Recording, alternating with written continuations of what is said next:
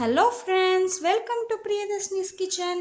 இன்றைக்கி நம்ம கிச்சனில் என்ன பார்க்க போகிறோம் அப்படின்னா, ஒரு கப் ரவை வச்சு ஒரு உருளைக்கிழங்கு ஒரு கேரட் வச்சு சூப்பரான பிரேக்ஃபாஸ்ட் ரெசிபி எப்படி டிஃப்ரெண்ட்டாக மொறுன்னு பண்ணுறது அப்படின்னு பார்க்க போகிறோம். வாங்க நம்ம கிச்சனில் போய் எப்படி பண்ணுறதுன்னு பார்க்கலாம்.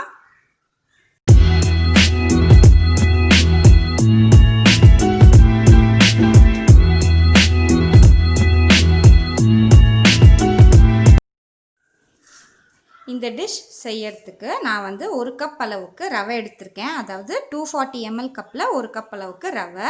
அதுக்கப்புறம் ஒரு உருளைக்கிழங்க வேக வச்சுட்டு தோல் உரிச்சிட்டு நல்லா சீவி வச்சுருக்கேன், துருவி வச்சுருக்கேன். அதே மாதிரி கேரட்டும் நல்லா பெரிய சைஸில் துருவி வச்சுருக்கேன். அதுக்கப்புறம் ஒரு பச்சை மிளகாய் எடுத்து சின்ன சின்னதாக நறுக்கியிருக்கேன். கொஞ்சம் கருவேப்பிலை எடுத்திருக்கேன். அதுக்கப்புறம் கொஞ்சம் சில்லி ஃப்ளேக்ஸ் ஆட் பண்ண போகிறேன், கொஞ்சம் உப்பு ஆட் பண்ண போகிறேன். இது எப்படி பண்ணுறதுன்னு பார்க்கலாம் வாங்க. இப்போ நான் அடுப்பில் ஒரு கடாய் போட்டிருக்கேன். இப்போ அடுப்பை நம்ம ஆன் பண்ணிக்கலாம். இந்த கடாயை வந்து நான் வந்து நெய் காய்ச்சினதுனால நான் இதையே யூஸ் பண்ணிக்கிறேன். நீங்கள் வந்து வெறும் கடாய் இருந்தால் கூட போதும். இப்போது இந்த கடாயில் நம்ம வந்து தண்ணி ஆட் பண்ணி போகிறோம். நம்ம வந்து ஒரு கப் ரவை எடுத்துருக்கோம், அதுக்கு 2 கப் அளவுக்கு தண்ணி ஆட் பண்ணிக்கோங்க.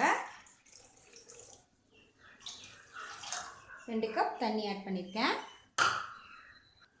இப்போ நம்ம உப்பு தேவையான அளவு ஆட் பண்ணிக்கலாம்.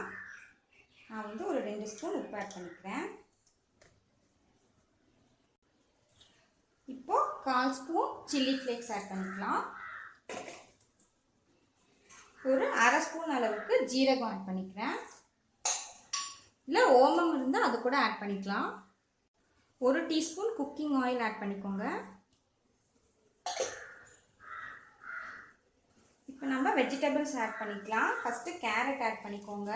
ஒரு கேரட் எடுத்து துருவி வச்சுருக்கேன். அடுத்து உருளைக்கிழங்கு, துருவி வச்ச உருளைக்கிழங்கு 1. அடுத்து பச்சை மிளகா 1. அடுத்து கொத்தமல்லி இப்போவே ஆட் பண்ணிக்கலாம். எல்லாத்தையும் இப்போவே நம்ம ஆட் பண்ணியாச்சு. இப்போ தண்ணி நல்லா கொதிக்கட்டும்.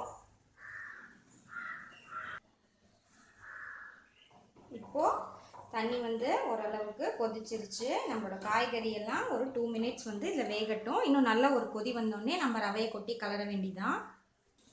இப்போ தண்ணி நல்லா கொதிச்சிருச்சு. அடுப்பில் கொஞ்சம் சிம்மில் வச்சுட்டு நம்ம வந்து இதை கலரலாம். ரவையை கொட்டி நல்லா கலருங்க. இப்போ இது நல்லா கெட்டிப்பட்டு வரும்.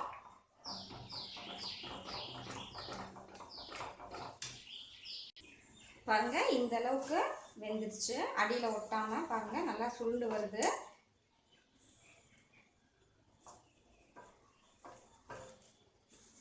இப்போ இதை நம்ம வந்து மூடி வச்சுட்டு 2 மினிட்ஸ் அப்படியே விடலாம். இப்போ நம்ம அடுப்பை ஆஃப் பண்ணிடலாம். அடுப்பை ஆஃப் பண்ணிவிட்டு இதை ஒரு 2 மினிட்ஸ் வந்து மூடி வைக்கலாம். 2 மினிட்ஸ் கழித்து திறந்து பார்க்கலாம். இப்போ ஒரு 2 நிமிஷம் ஆயிடுச்சு. இப்போ நம்ம இதை திறந்து பார்க்கலாம். இப்போ இது நல்லா வெந்துருச்சு. இப்போ நம்ம இதை இன்னொரு தட்டுக்கு ட்ரான்ஸ்ஃபர் பண்ணிக்கலாம். பண்ணிவிட்டு இதை கொஞ்சம் நல்லா ஆற விடலாம்.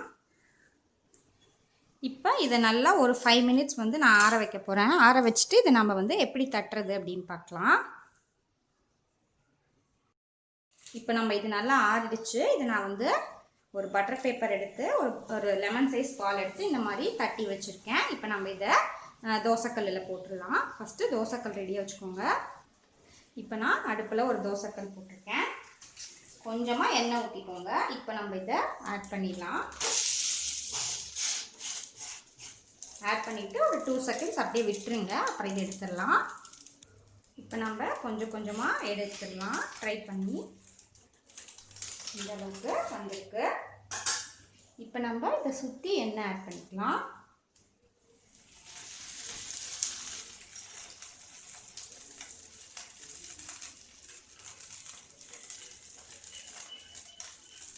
இப்போ இதை க்ளோஸ் பண்ணிவிட்டு நல்லா கிறிஸ்பி ஆகிறதுக்கு விடலாம். அடுப்பை மீடியம் ஃப்ளேம்லேயே வச்சுக்கோங்க.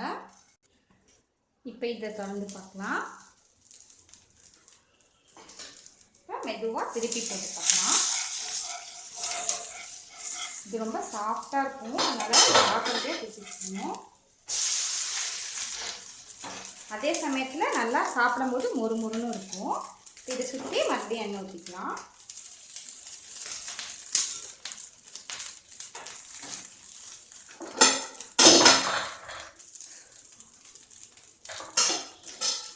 மறுபடியும் க்ளோஸ் பண்ணி வச்சிடலாம். அப்போ நல்லா முறுமுறுன்னு ஆகிடும். இப்போ இதை ஓப்பன் பண்ணி பார்க்கலாம். அவ்வளோதான் ஃப்ரெண்ட்ஸ், நம்மளோட மொறு ரவா அடைன்னு சொல்லலாம், இல்லை பிரேக்ஃபாஸ்ட்டுன்னு சொல்லலாம். இது மாதிரி நீங்கள் உங்கள் வீட்டில் இதை ட்ரை பண்ணி பாருங்கள். அவ்வளோதான் ஃப்ரெண்ட்ஸ், நம்மளோட அடை ரெடி ஆயிடுச்சு. இது நம்ம வந்து கெச்சப்போ இல்லை தேங்காய் சட்னியோ தொட்டு சாப்பிட்டோம் அப்படின்னா ரொம்ப ரொம்ப சூப்பராக இருக்கும். இதை நீங்கள் உங்கள் வீட்டில் ட்ரை பண்ணி பாருங்கள். பார்த்துட்டு உங்களோட வேல்யூபிள் கமெண்ட்ஸை ஷேர் பண்ணுங்கள். பிடிச்சிருந்தா பிரியதர்ஷினிஸ் கிச்சனுக்கு சப்ஸ்கிரைப் பண்ணுங்கள். தேங்க்யூ.